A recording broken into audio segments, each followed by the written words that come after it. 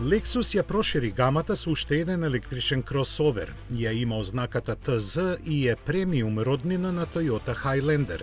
Но за разлика од него ќе биде глобален модел и ќе се продава и во Јапонија и Европа.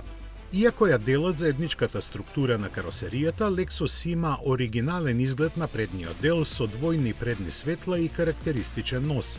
Разликите назад се помали, но сепак забележливи додека интериерот е целосно поинаков.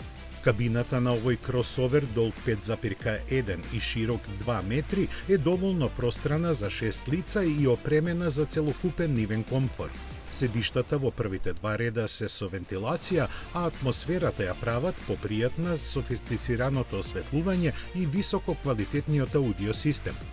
За погон се задолжени два електромотора со вкупно 408 конски сили, додека батериите ќе овозможат поминување на 530 км според WLTP нормите.